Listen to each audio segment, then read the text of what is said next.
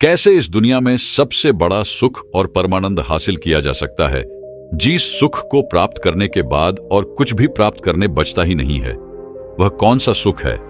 आज इस विषय पर हम गौतम बुद्ध की एक प्रसिद्ध कहानी आपको सुनाएंगे। तो चलिए कहानी की शुरुआत करते हैं। बहुत समय पहले की बात है। एक नगरी में एक युवक रहा करता था। वह युवक अपनी जिंदगी से बेहद परेशान हो चुका था, हताश हो चुका था, निराश हो चुका था। वह युवक एक राजा के महल में साफ सफाई का काम किया करता था, लेकिन बहुत मेहनत करने के बाद भी उसे जो मेहनताना मिलती थी वह बहुत थोड़ी सी थी। उस पैसों से न तो वह अपने परिवार का गुजर बसर कर पा रहा था, न ही उसके परिवार का कोई खर्चा उन पैसों से चल पा रहा था, जिसकी वजह से उसकी पत्नी भी उसे ताने मारती, उसे तरह तरह की बातें सुनाती। उसके घर वाले भी उसे भला बुरा कहते। वह उन पैसों से न तो अपने जीवन को सुखमय बना पा रहा था और न ही अपने परिवार की किसी भी जरूरतों को पूरा कर पा रहा था। उसके घर वाले हमेशा उससे कहते, तुमसे अच्छा तो पड़ोसी का बेटा है जो बहुत कामयाब है और अच्छे पैसे भी कमाने में सक्षम है। हमारे रिश्तेदारों के लड़के भी कामयाब हो चुके हैं, लेकिन तू एकदम नकारा है। तुझे तो कोई भी फर्क ही नहीं पड़ता। तू तो एकदम नालायक है। तू कुछ कर ही नहीं सकता। कभी कभी तो उस युवक के मन में भी यह ख्याल आता कि शायद भगवान मुझसे किसी चीज का बदला ले रहा है, या फिर हो सकता है कि मैंने अपने पूर्वजों में कोई पाप किया होगा, जिस कारण मुझे ऐसी जिंदगी जीनी पड़ रही है। वह इंसानों से, इन बातों से अत्यधिक परेशान हो चुका था। एक दिन राजा के महल में एक गुरु आए थे। उन गुरुवर ने वहां पर प्रवचन दिया। प्रवचन में वह गुरु कहते हैं कि हम मनुष्यों को अपने कर्मों पर ध्यान देना चाहिए। जो व्यक्ति अच्छे काम करता है उसे अपने जीवन में सुख और शांति प्राप्त होती है। वह अपने जीवन में हर सुख शांति को प्राप्त कर पाता है। हमें आलसी नहीं बल्कि मेहनती बनना चाहिए। अपने कार्यों को औरी लगन और मेहनत के साथ करना चाहिए। इससे हमारे जीवन में सुख और शांति बनी रहती है। व्यक्ति ने वह प्रवचन बहुत ही ध्यानपूर्वक सुना और उसमें बताई हुई हर एक बात को अपने जीवन में उतारने लगा। वह उसके बाद से जब भी कोई काम करता तो उसे पूरी लगन और मेहनत के साथ करता, और वह यह भी ध्यान देता कि अपने काम को वह अधिक से अधिक समय देकर उसे पूरा कर सके। वह साफ सफाई पर और अधिक ध्यान देने लगा। यह देखकर राजा बहुत प्रसन्न हुए और उस व्यक्ति की आमदनी बढ़ा दी गई। आमदनी बढ़ने से उसके घर में सुख और शांति आने लगी। कुछ दिनों तक तो सब कुछ ठीक चलता रहा। उसके घर में सुख और शांति बनी रही, लेकिन कुछ ही समय बाद उसके घर में फिर से अशांति छाने लगी। सब कुछ बिगड़ने लगा। वेतन बढ़ने के बाद भी वे पैसे उसके लिए कम पड़ने लगे।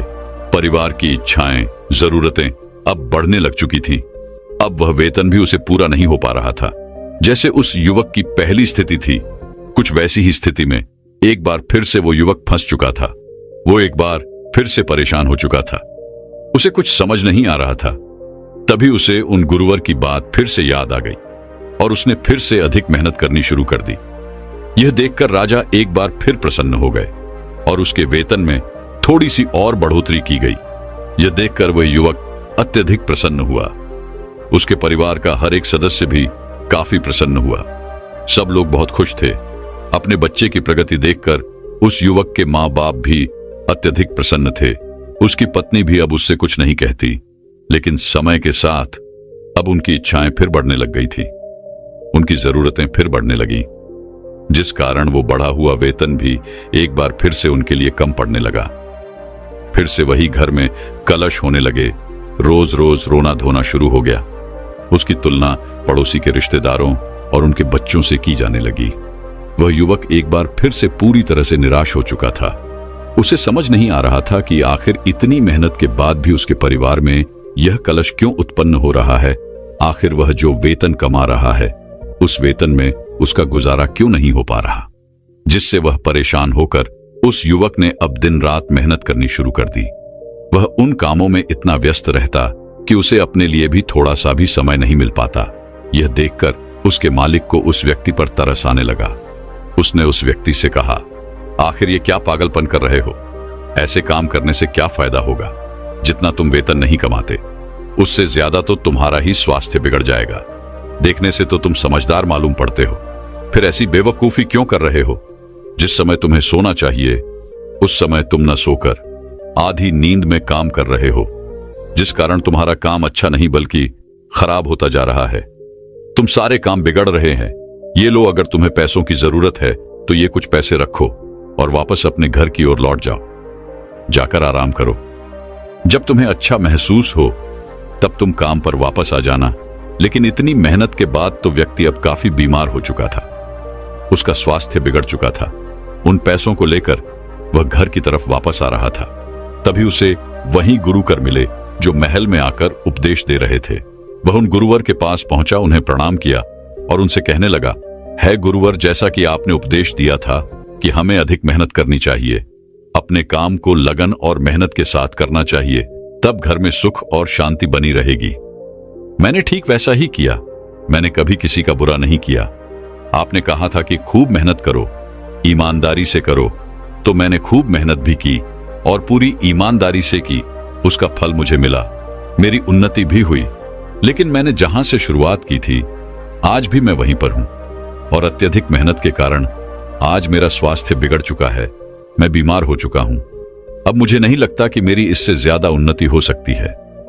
मैं कल जहां खड़ा था मैं आज भी वहीं पर खड़ा हूं। जिस तरह से कल मेरे परिवार की स्थिति थी, आज भी उसी स्थिति में मेरा परिवार अपना गुजर बसर कर रहा है। क्या किसी का भला सोचना, क्या अत्यधिक मेहनत करना, कामों को समय पर पूरा करना, क्या यह सब गलत है? मैंने सब कुछ पूरी लगन और मेहनत के साथ किया है, लेकिन उसके बाद भी न जाने क्यों मेरे घर में हमेशा क्लेश बना रहता है। हर दिन रोना धोना होता है। मैं जहां से शुरू करता हूं आखिर में मैं वहीं पहुंच जाता हूं। आखिर ऐसा क्यों? आखिर हमें यह दुख क्यों झेलना पड़ रहा है? उस युवक की ये सारी बातें सुनकर गुरुवर मुस्कुराते हैं और उस युवक से कहते हैं, बेटा, हम मनुष्यों की यही तकलीफ है कि हम सुखों को छोड़कर दुखों की तरफ अपना ध्यान केंद्रित रखते हैं। आगे वह गुरुवर उस युवक से कहते हैं, बेटा, क्या तुम्हारे माँ बाप हैं? इस पर वह युवक कहता है, हाँ, मेरे माँ बाप हैं। आगे गुरुवर कहते हैं, क्या तुम्हारी पत्नी और बच्चे भी हैं? इसका जवाब देते हुए वह युवक कहता है, हाँ गुरुवर, मेरी पत्नी और 2 बच्चे भी हैं। आगे वह गुरुवर उस युवक से एक बार फिर कहते हैं, क्या तुम 2 वक्त के खाने का इंतजाम नहीं कर पाते? क्या तुम्हारे पास रहने के लिए घर नहीं है? इस पर वह युवक कहता है गुरुवर, मैं अपने परिवार के लिए 2 वक्त की रोटियों का इंतजाम तो कर ही लेता हूं और हमारे पास रहने के लिए एक छोटा सा मकान भी है जिसमें हम सुखी सुखी रह भी सकते हैं। तब गुरुवर ने उस युवक से कहा, बेटा, तुम्हारे पास वो सब कुछ है जो तुम्हारे पास होना चाहिए था। किसी के पास तो रहने के लिए घर तक नहीं होता, माँ बाप नहीं होते, परिवार नहीं होता, बच्चे नहीं होते और तो और कोई अपने लिए 2 वक्त की रोटियों का इंतजाम तक नहीं कर पाता। पर तुम्हारे पास तो घर है, परिवार है, माँ बाप है और खाने के लिए 2 वक्त की रोटियां भी हैं। तो क्या तुम्हारा दुख उनसे बड़ा है? यदि मेरी नजरों में देखोगे तो तुम बहुत सुखी हो। तुम्हारे पास वह सब कुछ है। यह बात सुनकर वह युवक उन गुरुवर से कहता है महाराज, तो अब मुझे क्या करना चाहिए? क्या मुझे अब आगे मेहनत नहीं करनी चाहिए?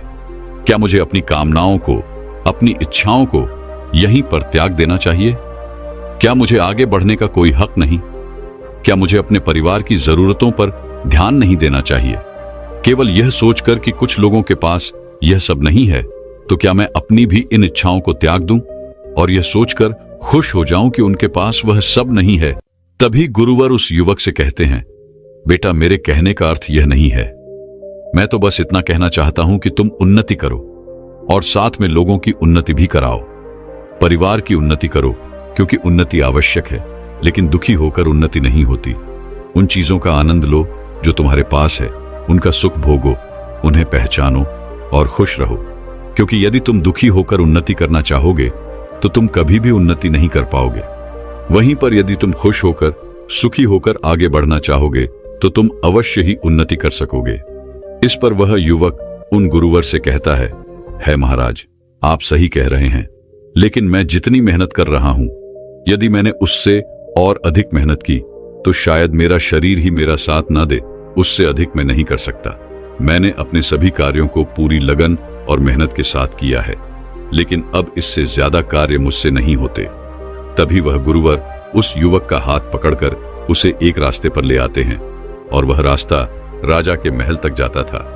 उन गुरुवर ने उस युवा को रास्ते के बीचों बीच खड़ा कर दिया और उसके इर्द गिर्द एक घेरा बना दिया और उसी युवक से कहने लगे, तुम्हें पूरी मेहनत करनी है, पूरी लगन के साथ तुम्हें 1 घंटे के अंदर राजा के महल तक पहुंचना है। लेकिन याद रहे कि यह घेरा नहीं टूटना चाहिए। तुम्हें अपनी मेहनत के साथ 1 घंटे के अंदर राजा के महल तक पहुंचना होगा। यह देखकर वह युवक जोर से हंस पड़ा और उन गुरुवर से कहता है, महाराज, यह भला कैसे संभव है? इस घेरे में रहकर मैं चाहे कितनी भी मेहनत कर लूं, चाहे कितने भी प्रयत्न कर लूं, लेकिन मैं 1 घंटे के अंदर वहां नहीं पहुंच सकता। यदि मुझे राजा के महल तक जाना है तो मुझे इस घेरे को तोड़ना ही होगा और उसे लांघकर ही मैं आगे बढ़ सकता हूं और राजा के महल तक पहुंच सकता हूं। यह बात सुनकर वह गुरुवर उस युवक से कहते हैं, अगर यही बात है तो ठीक है, मैं तुम्हें आज्ञा देता हूं। तुम इस घेरे से बाहर निकलो और जाओ, महल की दीवारों को छूकर मेरे पास वापस आओ। यहां से महल करीबन 6 घंटे की दूरी पर है और मैं जानता हूं तुम्हें जाने और आने में लगभग 12 घंटे लग जाएंगे, लेकिन मैं यहीं बैठकर तुम्हारा इंतजार करूंगा। तुम्हें यहीं पर वापस आना होगा। उस युवक ने कहा, ठीक है गुरुवर, यदि आप मेरा यहां पर इंतजार करेंगे तो मैं अभी जाता हूं। उस युवक ने तुरंत ही महल की ओर दौड़ लगा दी और वह गुरुवर वहीं पर पास ही के एक पेड़ के नीचे छाया में आराम से बैठ गए और उस युवक के वापस लौटने का इंतजार करने लगे। तभी केवल 6 घंटों में ही वह युवक महल की उन दीवारों को छूकर वापस लौट आया और आकर उन गुरुवर से कहता है महाराज, जैसा कि आपने कहा था, मैं उन महल की दीवारों को छूकर वापस आ चुका हूं। यह बात सुनकर वह गुरुवर बड़े ही अचंभित हुए। उन्होंने उस युवक से कहा, नहीं, तुम झूठ कह रहे हो। जो सफर 12 घंटे का है उसे तुमने 6 घंटों में कैसे पूरा किया? यह झूठ है। अपनी सफाई में वह युवक उन गुरुवर से कहता है महाराज, मैं सच कह रहा हूं और मुझे झूठ बोलकर क्या मिलेगा? मैं यहां से तेजी से भागता हुआ निकला और जितनी तेजी से मैं यहां से गया था, मैंने पूरा सफर उतनी ही तेजी से तय किया और वापस लौट आया। गुरुवर और उस युवक की बातें वहां पर उपस्थित कुछ लोग सुन रहे थे।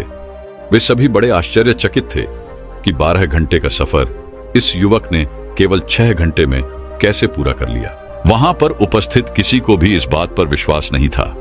उन्हीं में से एक व्यक्ति ने उस युवक से कहा, यदि तुम झूठ नहीं कह रहे हो तो तुम्हें इसका प्रमाण देना होगा। तुम्हें फिर से एक बार यह साबित करना होगा कि तुम सच कह रहे हो। तुम महल की दीवारों को छूकर वापस लौटे हो। तुम्हें यह दोबारा करना होगा। इस पर वह युवक कहता है, मैं सच कह रहा हूं और मैंने केवल 6 घंटों में ही सफर को तय किया है, लेकिन मैं आज दोबारा इस सफर को तय नहीं कर सकता क्योंकि मैं बहुत थक चुका हूं। लेकिन कल मैं अवश्य ही आपको एक बार फिर से यह करके जरूर दिखाऊंगा। वहां पर उपस्थित हर एक व्यक्ति ने उस युवक की बात मान ली। दूसरे दिन सुबह सुबह गुरुवर और वहां पर उपस्थित सभी व्यक्ति एक बार फिर से इकट्ठा हुए, जिसमें से एक व्यक्ति महल की दीवार के पास जाकर खड़ा हो गया और उसके पास एक निशानी थी जिसे उस युवक को वहां से लाना था। एक बार फिर से उस युवक ने सफर तय करना शुरू किया और अब की बार तो उसे 6 घंटे भी नहीं, केवल 5 घंटे ही लगे और वह महल की दीवारों से होकर वापस लौट आया था। अब की बार भी किसी को विश्वास नहीं था, लेकिन महल के पास जो निशानी उसे दी गई वह उसे लेकर आया था और यह देखकर हर कोई बहुत हैरान था। कोई भी यह समझ नहीं पा रहा था कि आखिर इस व्यक्ति ने 12 घंटों के सफर को 5 घंटे में कैसे तय किया। सभी लोग बड़े प्रसन्न थे। सभी लोग उस व्यक्ति की प्रशंसा कर रहे थे। कई लोगों ने अपने यहां पर उसे काम का न्योता भी दिया और कहने लगे कि हमें तुम्हारे जैसे व्यक्ति की जरूरत है। तुम बहुत मेहनती हो, ईमानदार हो। तुम्हें आज जितना वेतन मिल रहा है, हम उससे 5 गुना वेतन तुम्हें अधिक देंगे, लेकिन तुम मेरे लिए काम करो। लेकिन वहीं पर उपस्थित कोई व्यक्ति उसे 6 गुना तो कोई 7 गुना वेतन देने के लिए तैयार था। यह सब देखकर वह व्यक्ति बहुत प्रसन्न हुआ। वह फूले नहीं समा रहा था। उसने गुरुवर से कहा, है गुरुवर, आखिर यह सब क्या हो रहा है? गुरु ने कहा, यदि तुम एक सीमित दायरे के अंदर काम करते रहोगे तो तुम कभी भी, कितनी भी मेहनत क्यों ना कर लो, तुम एक सीमित उन्नति ही प्राप्त कर सकोगे। तुम उससे कभी आगे नहीं बढ़ सकोगे। और अगर तुम दायरा तोड़ देते हो, आगे निकलते हो, रास्ते पर चलते हो, अपना हुनर दिखाते हो, तो तुम्हें अधिक से अधिक उन्नति करने से कोई नहीं रोक सकता। जिस प्रकार तुमने पहली बार अकेले जाकर ही महल की दीवार को छूकर वापस लौटे थे, तब किसी को यकीन नहीं हुआ था, लेकिन जब यही काम तुमने सबके सामने किया, जोर जोर से चिल्लाकर किया, दूसरों को दिखाकर किया, तब तुमने अपनी उन्नति के रास्ते खुद ही अपने लिए खोल दिए। और अब तो तुम्हारे पास कई मौके ही मौके हैं। तुम कहीं भी जा सकते हो, लेकिन मेरी एक बात याद रखना कि अब की बार तुम जहां भी जाओगे वहां अपने लिए दायरा मत बांधना, क्योंकि यदि तुमने फिर से दायरा बांध लिया तुम उससे आगे कभी भी उन्नति नहीं कर सकोगे। इस बार वह युवक उन गुरुवर से कहता है महाराज, क्या कोई और मार्ग है? गुरुवर मुस्कुराए और उन युवक ने कहा, हां, एक और मार्ग जरूर है, लेकिन यह थोड़ा सा कठिन होगा। क्या तुम इस पर चल सकोगे? क्या तुम इसे पूरा कर सकोगे? इस पर वह युवक कहता है महाराज, आप मुझे मार्ग बताइए, मैं उस पर जरूर चलूंगा और उस कार्य को पूरा भी करूंगा। अब की बार गुरुवर ने कहा, जिस सफर को तुमने 5 घंटों में तय किया है, उस सफर को अब तुम्हें केवल 2 घंटों में ही पूरा करना होगा। क्या तुम यह कर सकोगे? उन गुरुवर की यह बात सुनकर इस बार वह युवक अत्यधिक अचंभित हो गया। उसे यह समझ नहीं आ रहा था कि आखिर उस 5 घंटे के सफर को वह 2 घंटे में कैसे तय करेगा। काफी सोच विचार करने के बाद उस युवक ने उन गुरुवर से कहा, है महाराज, यह असंभव है, ऐसा कोई नहीं कर सकता। तभी वह गुरुर कहते हैं, जो असंभव को संभव कर दिखाते हैं, यह मार्ग उन्हीं के लिए है। सोचो कि तुम इस असंभव कार्य को कैसे पूरा कर सकते हो। जब तुम इस असंभव कार्य को पूरा करने के लायक हो जाओ, तब तुम मेरे पास वापस आना। वह युवक काफी देर सोच विचार करता रहा, लेकिन उसने हार नहीं मानी। उसने उसी दिन से उस सफर को केवल 2 घंटे में पूरा करने का प्रयास किया। काफी दिनों तक प्रयास करने के बाद भी जब वह सफल नहीं हो पाया, तो भला वह वापस उन गुरुवर के पास कैसे जा सकता था। लेकिन उसने हिम्मत नहीं हारी।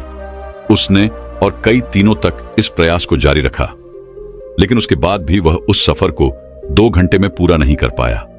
हार मानकर वह वापस उन गुरुवर के पास पहुंचा और उन गुरुवर से कहने लगा, है महाराज, जो कार्य आपने मुझे सौंपा था वह असंभव है, ऐसा नहीं हो सकता। 2 घंटे में पैदल चलकर महल तक का रास्ता तय करना बिल्कुल असंभव है। यहां से जाकर वापस लौटना नामुमकिन है। तभी वह गुरुवर उस युवक से कहते हैं, बेटा, तुम केवल उस रास्ते को देख रहे हो जो पहले से ही बना हुआ है, जिस पर लोग चल रहे हैं, जिसका लोग इस्तेमाल कर रहे हैं। वह रास्ता तो पहले से निश्चित है। उस रास्ते की दूरी पहले से ही निश्चित है। उस रास्ते पर तुम कितना भी प्रयास क्यों ना कर लो, तुम कभी भी उस सफर को 2 घंटे में पूरा नहीं कर सकोगे।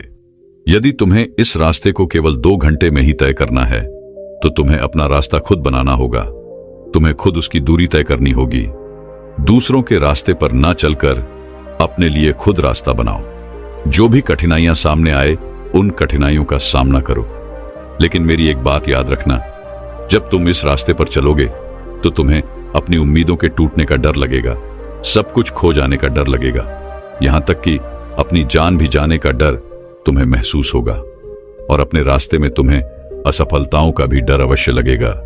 लोग तुम्हें मूर्ख कहेंगे, पागल कहेंगे, बेवकूफ समझेंगे, तुम्हारी हंसी उड़ाएंगे, तुम्हारे रास्ते में तरह तरह की मुश्किलें पैदा करेंगे, यहां तक कि तुम्हारे रिश्तेदार भी तुम्हारा साथ छोड़ देंगे। इस रास्ते पर चलकर तुम पूरी तरह से अकेले पड़ जाओगे। क्या तुम यह सब झेल सकोगे? क्या तुम इन सब चीजों को बर्दाश्त कर सकोगे? जो व्यक्ति सफल होना चाहता है, जो व्यक्ति उन्नति करना चाहता है, उन्हें अपना मार्ग खुद ही बनाना पड़ता है। और उनके रास्ते में ऐसी कई सारी अड़चनें आती और चली जाती हैं, लेकिन वे कामयाबी के जुनून में इस तरह से डूबे रहते हैं कि अपनी मंजिल को वो कभी नहीं छोड़ते और वह अपना रास्ता धीरे धीरे तय करते ही चले जाते हैं। और जब वह कामयाब हो जाते हैं तो लोग भी उनके पीछे उनका गुणगान करते हुए चले आते हैं। यह सुनकर वह युवक उन गुरुवर को प्रणाम करता है और उनसे कहता है महाराज, जैसा आपने मुझे कहा है एक नया मार्ग बनाना, अब से मैं अपने मार्ग पर चलूंगा और 12 घंटे के सफर को केवल 2 घंटे में मैं पूरा करके ही दिखाऊंगा। इतना कहकर वह युवक उन गुरुवर को प्रणाम करके वहां से चला गया। वहां से जाने के बाद उस युवक ने उस स्थान के हर एक जगह का मुआयना किया, समझा, उसे परखा और फिर यह तय किया कि वह अपना अलग मार्ग बनाएगा। तभी उसे एक रास्ता दिखाई दिया। वह रास्ता जंगल से होकर गुजरता था। जंगल में कई खतरनाक जानवर थे, कई तरह का खतरा था, जान भी जा सकती थी। और जब यह बातें उसने अपने घर वालों को बताई तो उन्होंने उसे मूर्ख समझा, बेवकूफ समझा, उसका मजाक उड़ाया, उसका उपहास किया और वे ये कहने लगे कि यदि तुझे यही कार्य करना है तो तू अभी के अभी मेरे घर से निकल जा। लेकिन वह व्यक्ति नहीं माना। उसने जंगल के रास्ते को साफ करना शुरू कर दिया। गुरुवर की नजर उस युवक पर बनी हुई थी। वह गुरुवर उस युवक का ध्यान दूर से ही रख रहे थे। जो कि उस युवक को यह रास्ता बनाते हुए देखता, वह उसे मूर्ख और पागल ही समझता, क्योंकि कोई भी व्यक्ति अपनी जान के पीछे क्यों पड़ा रहेगा। इस जंगल में कई खूंखार जानवर थे। सब यही सोच रहे थे कि आखिर यह मार्ग किसके लिए बना रहा है। पर उस युवक ने किसी की बात नहीं सुनी। धीरे धीरे समय बीतता गया। समय के साथ उस युवक का निश्चय भी दृढ़ होता गया और लगभग 6 महीने के बाद उसने वह रास्ता तैयार कर लिया। एक रात जब वह काम कर रहा था तो उसे सांप ने काट लिया। वह लगभग मृत्यु के करीब पहुंच चुका था, लेकिन उसे किस तरह से बचा लिया गया। और ऐसे ही करके उस पूरे समय में उसका सामना कई खूंखार जानवरों से भी हुआ, कई तरह के कीड़े मकोड़ों से भी हुआ, लेकिन वे उनको छोड़कर अपने मार्ग पर अड़ा रहा। और उसने अपने मार्ग को कुछ इस तरह से बनाया था कि आने वाले लोगों को जंगली जानवरों से खतरा कम हो सके। उसके इस कार्य की चर्चा पूरे नगर में होने लगी। राजा तक भी यह बात पहुंच चुकी थी। अब राजा भी उस पर नजर रखे हुए थे। लेकिन तकरीबन 6 महीनों के अंदर उसने इस रास्ते को तैयार कर लिया और आखिरकार वह वापस अपने गुरुवर के पास पहुंचा और उनसे कहने लगा, है गुरुवर, जैसा कि आपने कहा था, मैंने अपने लिए एक नया मार्ग बनाया है और इस मार्ग से हम महल तक केवल 1 घंटे में ही पहुंच सकते हैं। यह सुनकर वह गुरुवर अत्यधिक प्रसन्न हुए और यह बात राजा तक भी पहुंच गई। राजा ने भी इस मार्ग का निरीक्षण किया और उन्होंने भी पाया कि यहां से महल की दूरी केवल 1 घंटे में ही तय की जा सकती है। यह देखकर राजा अत्यधिक प्रसन्न हुए। राजा ने उस युवक को दरबार में बुलाया और उससे कहा, तुम्हारे अंदर तो बहुत बड़ा हुनर है। तुमने बहुत अच्छे तरीके से इस मार्ग को तैयार किया है और वह भी अकेले। मैंने और मेरे मंत्रियों ने कई बार इस रास्ते को छोटा बनाने की कोशिश की थी, लेकिन हर बार कुछ ना कुछ समस्या, कुछ ना कुछ अड़चन अवश्य खड़ी हो जाती। लेकिन तुमने तो इस कार्य को कर दिखाया। इसके लिए तुम जो चाहो वह इनाम हम तुम्हें देने के लिए तैयार हैं और इस राज दरबार में एक मुखिया का पद भी तुम्हें अवश्य दिया जाएगा। अब वह युवक इतना सम्मान पाकर अत्यधिक प्रसन्न हुआ और जो उससे नाराज थे, जो लोग उसे मूर्ख कह रहे थे, जो लोग उसका उपहास कर रहे थे, जो रिश्तेदार, जो परिवार उसका साथ छोड़ चुके थे, वे लोग उसके सामने नतमस्तक हो गए। वह गुरुवर के पास पहुंचा और उसने कहा, है गुरुदेव, आज मैं जो कुछ भी हूं, आज मैंने जो कुछ भी पाया है, ये सब आप ही के मार्गदर्शन के कारण हुआ है। इसके लिए मैं आपका आभारी हूं। है गुरुवर, आपका बहुत बहुत धन्यवाद। दोस्तों, हम भी अपने जीवन में अपनी क्षमताओं को बांध देते हैं। एक ऐसे घेरे में हम अपने आप को रखते हैं जिसे तोड़कर निकलना हमारे लिए बहुत मुश्किल हो जाता है और हम उससे कभी निकलना भी नहीं चाहते। जब भी हम कुछ बड़ा सोचते हैं, कुछ बड़ा करने की कोशिश करते हैं, तो हमें कठिनाई महसूस होती है, हमें डर लगता है। हम हमेशा दूसरों के पीछे चलना पसंद करते हैं, जीवन में सुगमता और आसानी ढूंढते हैं। चुनौतियां लेने से हमें डर लगता है, लेकिन वास्तविकता तो यही है कि यही चुनौतियां, यही डर, यह मुसीबतें, यह कठिनाइयां, यह परिस्थितियां ही हैं जो हमें मजबूत बनाती हैं। आने वाले समय के लिए यह हमें रास्ता दिखाती है और यही हमें एक एक करके अपने मंजिल तक पहुंचाती हैं। इसके बिना हम मंजिल तक कभी नहीं पहुंच सकते, क्योंकि जब तक हम असफलता नहीं देखते तब तक हम सफल होने का प्रयास भी नहीं करते। आखिर जिंदगी में असली सुखी कौन सा व्यक्ति है, इस विषय पर अगली गौतम बुद्ध की बेहद ही प्रसिद्ध कहानी की शुरुआत करते हैं। हम हमेशा उन चीजों के पीछे भागते रहते हैं जो हमारे पास नहीं है। हम भविष्य में उन्हें पाने के लिए लगातार प्रयास करते रहते हैं, लेकिन हम यह भूल जाते हैं कि जिस चीज को पाने का हम प्रयास कर रहे हैं, उसके कारण हमारा वर्तमान दुखी हो रहा है। हमारे वर्तमान की सारी खुशियां हमसे छिन रही हैं। इस कहानी में आप यह समझ पाएंगे कि किस प्रकार आपका जो वर्तमान है वही सर्वश्रेष्ठ समय है। इस समय को आपको भरपूर ढंग से जीना चाहिए, क्योंकि यह समय जो आज आपके पास है वह दोबारा नहीं लौटने वाला। बहुत समय पहले की बात है। एक नगर में एक बहुत ही गरीब व्यक्ति रहता था। वह जब भी किसी धनी व्यक्ति को देखता तो वह मन ही मन बड़बड़ाने लगता और कहता, हे भगवान, तूने मुझे इतना गरीब क्यों बनाया? इन अमीर व्यक्तियों को देख, ये लोग कैसे ढंग से खेल रहे हैं, जीवन का आनंद ले रहे हैं, और एक मैं हूं जो हर रोज एक एक पैसे के लिए तरस जाता हूं। मेरे पास तो फूटी कौड़ी तक नहीं है और ये लोग पैसे उड़ा रहे हैं। हे भगवान, मुझे भी अमीर बना दे। एक दिन वह व्यक्ति इसी तरह बड़बड़ा रहा था। तभी उसके पास से एक बौद्ध भिक्षु गुजर रहे थे। उन भिक्षु ने उस गरीब व्यक्ति की सारी बातें सुन ली और तभी वह बौद्ध भिक्षु उस व्यक्ति से कहते हैं, क्या बात है भंते, तुम इतने परेशान क्यों हो? तुम इतने दुखी क्यों लग रहे हो? क्या कोई पीड़ा है? तभी वह व्यक्ति कहता है, हे गुरुदेव, मैं बहुत दुखी हूं, मैं बहुत गरीब हूं। मेरे पास तो खाने तक के लिए पैसे नहीं बचते। मैं एक एक पैसों के लिए तरस जाता हूं। इस दुनिया में मेरा कोई नहीं, मैं सुखी होना चाहता हूं। मुझे सुखी होना है, मुझे अमीर होना है। हे गुरुवर, क्या आप मुझे कोई ऐसा उपाय बता सकते हैं जिससे मैं जल्द से जल्द अमीर हो जाऊं और मेरे पास किसी चीज की कोई कमी ना रहे? उस व्यक्ति की यह बात सुनकर उन बौद्ध भिक्षु ने उस व्यक्ति की तरफ ध्यान से देखा और फिर उस व्यक्ति को कहते हैं, भंते, तू मेरे साथ चल। इतना कहकर वह भिक्षु उस गरीब व्यक्ति को एक अमीर व्यक्ति के घर ले गए। उस अमीर के घर को देखकर उस गरीब व्यक्ति की आंखें फटी की फटी रह गईं। उस गरीब व्यक्ति ने उन भिक्षु से कहा, हे गुरुवर, इतना अमीर होने के लिए तो मैं कुछ भी कर सकता हूं।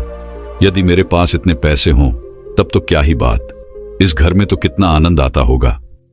तभी वह भिक्षु मुस्कुराने लगे और उस गरीब व्यक्ति से कहते हैं, इसीलिए तो मैं तुम्हें यहां पर लाया हूं।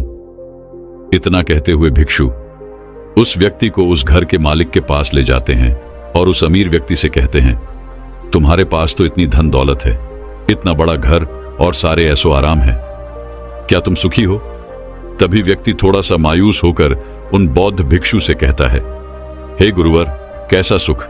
केवल धन दौलत होने से सुख तो नहीं आ जाता। मैं तो जन्म से ही अंधा हूं और एक अंधे के जीवन में सुख कैसे हो सकता है? सुखी तो वे लोग हैं जिनके पास आंखें हैं, जो लोग इस संसार को देख पा रहे हैं, इसकी खूबसूरती को आंख भर के निहार पा रहे हैं। हे गुरुवर, मैं तो बस इतना ही चाहता हूं कि केवल मुझे कुछ पलों के लिए ही सही, लेकिन इस संसार को देखने का अवसर प्राप्त हो। मैं कम से कम एक बार अपने माता पिता, अपने रिश्तेदारों को देख सकूं, और इसके लिए चाहे मुझसे मेरी कोई पूरी दौलत ही क्यों ना ले ले, मैं देने के लिए तैयार हूं। मैं इतना दुखी हूं जितना दुखी और कोई नहीं हो सकता। हे ईश्वर, आपने मुझे अंधा क्यों बनाया? तभी उन बौद्ध भिक्षु ने उस गरीब व्यक्ति की ओर इशारा करते हुए कहा, तुम्हारे पास एक बहुत बड़ा अवसर है। यदि तुम चाहो तो केवल अपनी आंखें देकर तुम इस अन्य व्यक्ति की सारी धन दौलत ले सकते हो और उसके बाद तुम भी अमीर बन जाओगे, तुम भी सुखी हो जाओगे, तुम्हें तुम्हारा सुख मिल जाएगा और इस अंधे व्यक्ति को उसका सुख प्राप्त हो जाएगा। तभी वह गरीब व्यक्ति कहता है, नहीं नहीं गुरु, आप पर क्या कह रहे हैं? बिना आंखों के मैं अमीर होकर क्या करूंगा? ना गुरु, ना मैं अपनी आंखें नहीं दूंगा। तभी वह बौद्ध भिक्षु उस गरीब व्यक्ति से कहते हैं, एक बार फिर से सोच लो, इतना अच्छा अवसर तुम्हें दोबारा नहीं मिल पाएगा। तभी वह गरीब व्यक्ति कहता है, यदि आपके पास कोई और मार्ग है तो बताइए, अन्यथा मैं अपने घर चलता हूं। तभी वह बौद्ध भिक्षु उस युवक से कहते हैं, ठीक है, ठीक है, यदि तुम अपनी आंखें नहीं देना चाहते तो कोई बात नहीं, हम कोई और रास्ता निकाल लेते हैं। तभी वह बौद्ध भिक्षु उस व्यक्ति का हाथ पकड़ के उसे एक और धनी व्यक्ति के घर ले जा पहुंचे। इस धनी व्यक्ति का घर पहले वाले धनी व्यक्ति से और भी ज्यादा बड़ा था। यह देखकर वह गरीब व्यक्ति कहता है, अरे अरे, इतना बड़ा घर, मैंने आज तक इतना बड़ा घर कभी नहीं देखा था। तभी वह बौद्ध भिक्षु उस गरीब व्यक्ति को उस धनी व्यक्ति के पास ले जाते हैं और उस धनी व्यक्ति से कहते हैं, आप तो बहुत सुखी होंगे, आपके पास इतना बड़ा घर है, इतनी धन दौलत है, सारे ऐशो आराम है, आपको तो किसी चीज की कोई कमी नहीं, आप अवश्य ही बहुत सुखी होंगे। तभी वह धनी व्यक्ति मायूस होकर उन बौद्ध भिक्षु से कहता है, आप ये कैसी बातें कर रहे हैं? तो आप तो जानते हैं कि मेरे दोनों हाथ काम नहीं करते, मैं अपाहिज हूं। ये जो इतनी धन दौलत आप देख रहे हैं, इन्हें देखकर भी मैं अपने हाथ वापस नहीं ला सकता। तो ऐसे में ये धन दौलत मेरे किस काम की? इससे तो अच्छा होता कि ईश्वर ने भला ही मुझे गरीब बनाया होता, लेकिन कम से कम मेरे दोनों हाथ मुझे सही सलामत दे देता। न जाने भगवान ने मुझे क्यों अपाहिज बना दिया। जितना दुखी मैं हूं उतना दुखी और कोई नहीं होगा। तभी एक बार फिर उन बौद्ध भिक्षु ने उस गरीब व्यक्ति की ओर इशारा करते हुए कहा, भंते, तुम्हारे पास एक और मौका है। यदि तुम चाहो तो अपने दोनों हाथ देकर इस अमीर व्यक्ति की सारी धन दौलत ले सकते हो। क्या कहते हो? क्या तुम तैयार हो? और अब की बार तो तुम्हें आंखें भी नहीं देनी पड़ेगी, तुम्हारी आंखें तुम्हारे साथ ही रहेंगी। तभी वह गरीब व्यक्ति उन बौद्ध भिक्षु से कहता है, अरे महाराज, आप ये क्या कह रहे हैं? एक अपाहिज होकर मैं इस धन दौलत का क्या करूंगा? क्या आपके पास कोई ऐसा अमीर व्यक्ति नहीं है जिसका पूरा शरीर भी स्वस्थ हो और उसके पास बेशुमार धन दौलत भी हो? तभी वह बौद्ध भिक्षु उस व्यक्ति का हाथ पकड़ के उसे तीसरे अमीर व्यक्ति के पास ले जाते हैं। उस अमीर व्यक्ति के पास उसका अपना महल था। यह देखकर वह गरीब व्यक्ति उन बौद्ध भिक्षु से कहता है, हे गुरुवर, यह तो अवश्य ही बहुत सुखी होगा। इसके पास तो इतना बड़ा महल है, इसके पास तो इतनी सारी धन दौलत है, यह अवश्य ही बहुत खुश रहते होंगे, इनका जीवन तो आनंद में होगा। तभी वह बौद्ध भिक्षु उस गरीब व्यक्ति को उस धनी व्यक्ति के पास ले जाते हैं और फिर उस धनी व्यक्ति से कहते हैं, आप तो अवश्य ही खुश रहते होंगे क्योंकि आपके पास इतना बड़ा महल है, इतनी सारी धन दौलत है, आपके पास तो सारी सुख सुविधाएं भी हैं, आपका जीवन तो आनंद में बीतता होगा। इसके जवाब में वह अमीर व्यक्ति कहता है, हे गुरुवर, कैसा आनंद! मुझ जैसा दुखी इस दुनिया में और कोई नहीं होगा। मैं आज बहुत पीड़ा में हूं। मेरी पत्नी ने मुझे धोखा दे दिया। वह किसी और से प्रेम करती है जो मुझसे भी अमीर है। आज मुझे समझ में आया कि यह धन दौलत कभी किसी को सुख दुख नहीं दे सकती, और जब मन में पीड़ा हो, दुख हो, तो यह धन दौलत किस काम की? मुझसे सुखी तो वह गरीब इंसान होगा जिसकी पत्नी कम से कम उसके साथ तो है, वो उसके साथ वफादार तो है। आज मैंने तय कर लिया है कि मैं अपनी पत्नी और उसके प्रेमी की हत्या कर दूंगा। यह सुनकर वह भिक्षु उस अमीर व्यक्ति से कहते हैं, इससे पहले कि तुम इतना बड़ा कदम उठाओ, कम से कम मुझे भोजन तो करवा दो। जाओ और भोजन की व्यवस्था करो और साथ में कुछ कांच के टुकड़े भी ले आना। वह धनी व्यक्ति सभी साधु संतों का बहुत आदर करता था, इसलिए वह उन बौद्ध भिक्षुओं की बात मान जाता है। लेकिन वह यह नहीं समझ पाता कि आखिर उन बौद्ध भिक्षु ने खाने के साथ कांच के टुकड़े क्यों मंगवाए हैं। लेकिन जैसा कि उन बौद्ध भिक्षु ने कहा था, वह अमीर व्यक्ति उसी प्रकार खाने की व्यवस्था कर देता है। वह भोजन के साथ कुछ कांच के टुकड़े लेकर उन बौद्ध भिक्षु के पास पहुंचता है। तभी वह बौद्ध भिक्षु, वह गरीब व्यक्ति और वह धनी व्यक्ति तीनों एक साथ भोजन करने बैठते हैं, और उसी समय बौद्ध भिक्षु कुछ कांच के टुकड़े उठाकर उस अमीर व्यक्ति के भोजन में मिला देते हैं और कहते हैं, लो, अब तुम इसे खा सकते हो। यदि वह अमीर व्यक्ति थोड़ा सा अचंभे में पड़ गया और उन बौद्ध भिक्षु से कहता है, हे गुरुवर, आप यह क्या कह रहे हैं? इस खाने में तो कांच के टुकड़े आपने डाले हैं और इस भोजन को मैं कैसे खा सकता हूं? यदि यह भोजन मैं करूंगा तो इससे मुझे बहुत पीड़ा होगी और हो सकता है कि मेरी मृत्यु भी हो जाए। तभी वह भिक्षु मुस्कुराने लगे और उस अमीर व्यक्ति से कहते हैं, तुम्हें यह बात तो समझ में आ गई, लेकिन तुम्हें यह बात नहीं समझ में आती कि अगर इस भोजन को खाना है तो इस भोजन के कांच के टुकड़ों को तुम्हें निकालकर अलग करना ही होगा। तभी यह भोजन तुम्हारे खाने योग्य बनेगा और तब यह भोजन तुम्हें कोई पीड़ा नहीं देने वाला, बल्कि तुम्हें सुख ही प्रदान करेगा। इस पर वह अमीर व्यक्ति थोड़ा अचरज में उन बौद्ध भिक्षु से कहता है, हे गुरुवर, आखिर आप क्या कहना चाहते हैं? तभी वह बौद्ध भिक्षु उस अमीर व्यक्ति से कहते हैं, ऐसे लोग जो कांच के टुकड़े के समान है, यदि तुम उनके साथ चिपके रहोगे तो तुम्हें पीड़ा तो अवश्य ही होगी। जिस प्रकार यह कांच के टुकड़े मिला हुआ भोजन तुम्हें पीड़ा प्रदान करेगा, इसलिए इसका समाधान तो यही है कि तुम इन कांच के टुकड़ों को भोजन से अलग कर दो और जो है उस पर ध्यान दो, अर्थात कि तुम उन लोगों को भूल जाओ जो तुम्हारे जीवन में नहीं है और उन लोगों पर ध्यान दो जो इस समय तुम्हारे साथ हैं। जैसे कि तुम्हारी पुत्री, वह भी तो तुम्हारे प्यार की भूखी है। क्या तुम्हारा यह कर्तव्य नहीं है कि तुम उसका ख्याल रखो, उसकी परवरिश करो? आगे भिक्षु उस अमीर व्यक्ति से कहते हैं, सुख तो तुम्हारे पास ही है, बस इन कांच के टुकड़ों को अर्थात अपनी पत्नी और उसके प्रेमी की हत्या करने का यह विचार अपने मन से निकाल दो, अन्यथा यह कांच के टुकड़ों से मिला हुआ भोजन करने के समान ही होगा और इसका परिणाम भी बहुत भयानक होगा। वह भिक्षु इतना कहकर शांत हो गए और उस अमीर व्यक्ति को भी उन भिक्षु की बात समझ में आ गई। उन्होंने तुरंत ही उन बौद्ध भिक्षु के चरण पकड़ लिए और वह अमीर व्यक्ति कहने लगा, हे गुरुवर, आपने मुझे इतना बड़ा पाप करने से बचा लिया, मैं आपका बहुत बहुत आभारी हूं। उसके बाद वह बहुत भिक्षु उस गरीब व्यक्ति को लेकर आगे की ओर निकल पड़े। तभी रास्ते में वह गरीब व्यक्ति उन बहुत दृश्य से कहता है, हे अकबर, क्या इस दुनिया में ऐसा कोई नहीं है जो सुखी हो? तभी वह बहुत भिक्षु उस गरीब व्यक्ति से कहते हैं, बनते आखिर तुम सुखी क्यों नहीं हो? इस पर वह गरीब व्यक्ति कुछ देर के लिए सोच विचार में पड़ गया, लेकिन उसके पास कोई जवाब नहीं था। तभी वह बहुत रीचो उस गरीब व्यक्ति से कहते हैं, क्योंकि तुम्हें वह चाहिए जो तुम्हारे पास नहीं है। तुम्हारे पास धन नहीं है और तुम्हें धन चाहिए।